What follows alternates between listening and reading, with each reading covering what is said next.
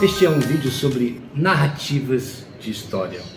A ideia aqui é trazer alguns sopros, puxar algumas linhas que possam ser tramadas, jogar luz sobre coisas importantes, sobre o ato de contar histórias. Bem-vindos e vindas ao vídeo aula A Arte de Contar Histórias, aprovado pelo PROAC 39 do Governo do Estado de São Paulo.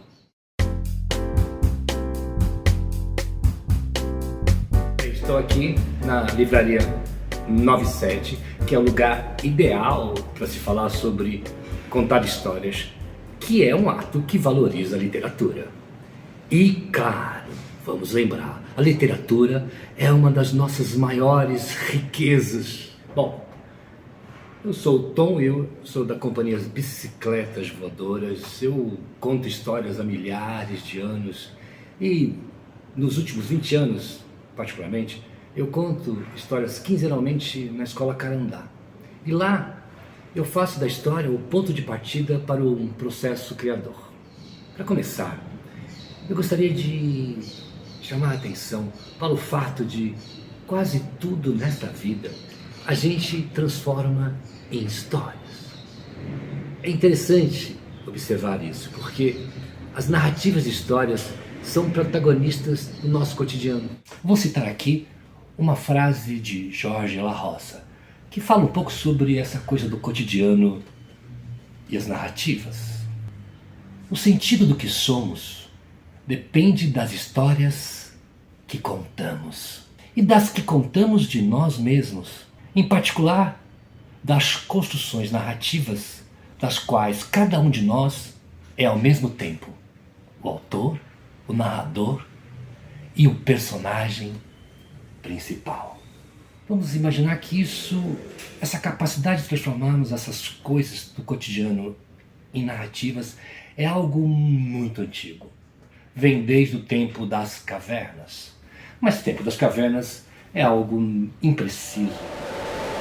E um grupo de caçadores chegando com uma grande caça, fazendo uma roda em volta de um fogo, as pessoas se saciando, e ali, em dado momento, depois que todo mundo já estava bem à vontade, uma das pessoas que foi caçar resolve de contar sobre aquele ato. Aí ele tenta, com sons e expressões, trazer aquele acontecimento quase heróico.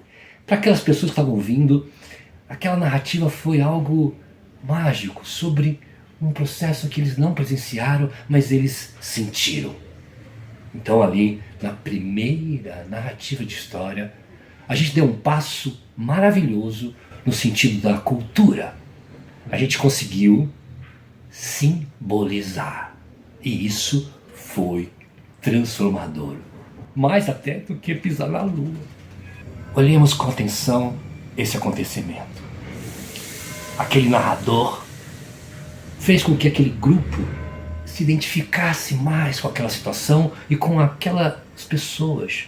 E além de se identificar, essa questão de trazer a narrativa de história, de inventar essa narrativa de história, fez com que a gente aumentasse a nossa capacidade de interagir. E isso não é qualquer coisa. A ideia da interação é uma revolução na cultura humana. A gente tende a imaginar que a inteligência é algo particular, individual, que nasce sozinho e cresce sozinho.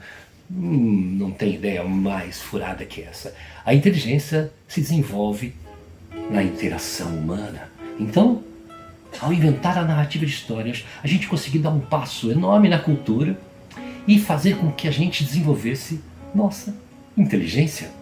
Ah, que maravilha, não? Um dos livros que traz essas proposições sobre o início de como começamos a contar histórias é esse aqui, O Poder do Mito, de Joseph Campbell. E dá para aprofundar sobre o poder de simbolizar. Então, se olharmos para esse primeiro momento, ali no tempo das cavernas, vamos imaginar que para uma pessoa ali que começou a narrar histórias, ela usou muito dos gestos, das tonalidades vocais, para dar impressões sobre o momento, sobre o ato heróico, sobre o perigo, sobre o que aconteceu. Podemos imaginar que havia uma atmosfera propícia para as pessoas ouvirem aquele narrador, já que ele vinha de uma caçada. E juntando isso, temos um outro elemento, o elemento do jogo. Sim, porque toda arte inclui o jogo no meio. Você só joga ou brinca se você estiver envolvido. Então essa é uma essência. Para você ouvir histórias, é preciso criar um jogo de ouvintes, é preciso que esse ouvinte esteja envolvido com você.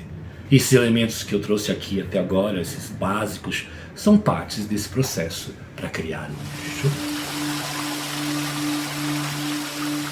E por falar em jogo, vou indicar o segundo livro desse vídeo aula, que é este aqui.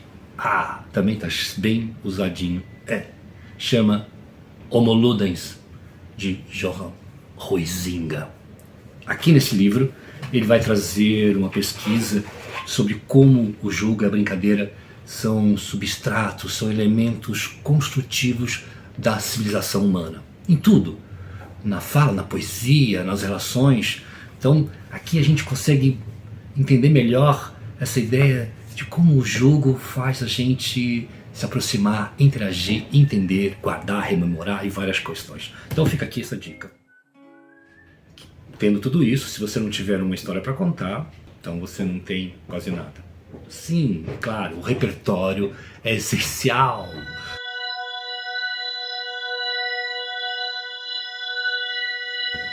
O repertório é uma questão autoral. É ela que vai dar a diretriz do contador que você vai ser. Repertório, primeiro, é preciso, se você não for, ser um apaixonado pela literatura. É preciso ler o que for para poder contar histórias. É preciso conhecer. Claro, também você pode ter sido um ouvinte, porque lembre-se, literatura nasce da tradição oral. Podemos chamar de literatura oral, porque foi ela que começou, foi lá atrás, antes da invenção da escrita, que as pessoas contavam histórias e foram levando isso como uma tradição até virar um livro. Então é preciso gostar de literatura, é preciso ler, é preciso ouvir histórias para poder desenvolver um repertório. Mas no meio da questão do repertório, você tem junto a ideia da intencionalidade. Essa é uma questão que a grande Regina Machado traz. Ela diz que a intenção é o que move, é o que dá sentido à narrativa de história. Ela chama a atenção que contar história é uma busca interior, algo que não se ensina. Então, essa busca da intenção é algo completamente pessoal.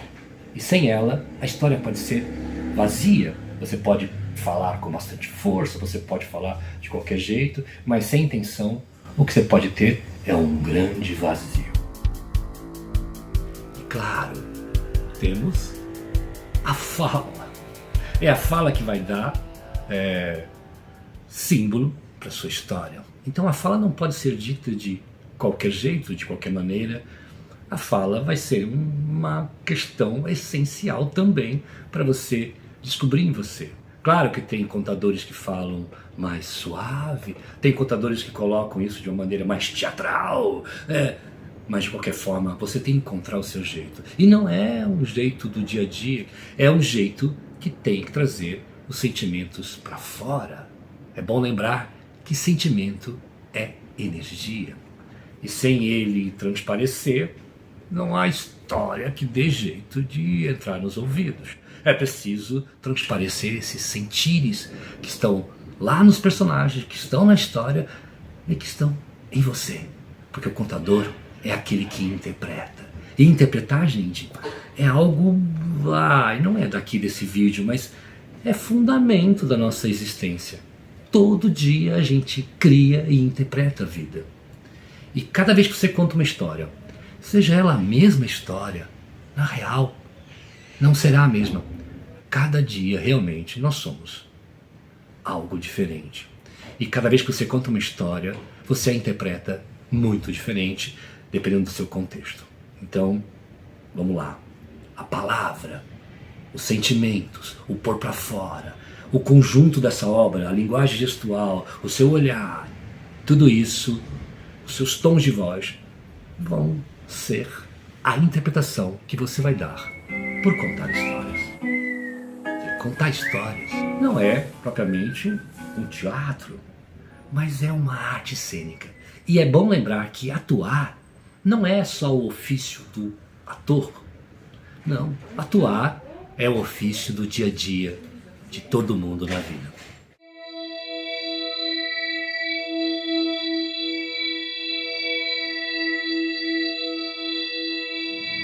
Era uma vez um velhinho, mas imagine um velhinho que nunca cortou seus cabelos. Se deixasse se arrastar pelo chão, ficaria aquela nojeira. Ai, aquele cabelo. Para que isso não acontecesse, o velhinho pegava e enrolava na cabeça aquele cabelão, e ele ficava com uma cabeça redonda. E ele morava no alto de um morro. Quando ele descia para a cidade para comprar algumas coisas no mercado, as crianças, quando via, falavam: ai, lá vai o velho cabeça de isopor. O velhinho ficava bravo, mas ele não era de machucar a criança, porque isso ninguém deve fazer, né? Muito bem. Então ele morava lá no alto de um morro, ele gostava de cultivar flores.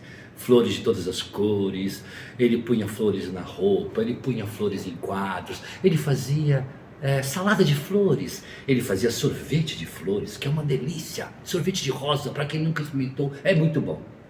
A única coisa que ele não gostava é que chegasse perto das flores. Eu digo, qualquer ser.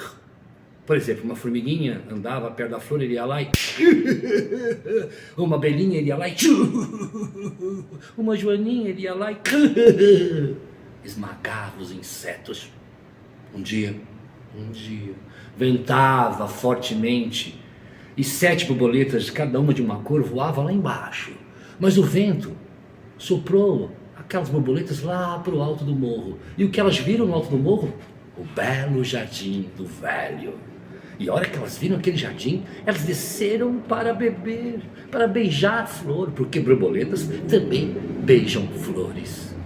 E elas foram lá, e churururu, velho estava acordando, abriu a janela e quando viu aquelas borboletas, virou os olhos alucinados, pegou aquela redinha de borboleta, que eu nunca sei o nome, foi lá e encaçapou as 7 borboletas.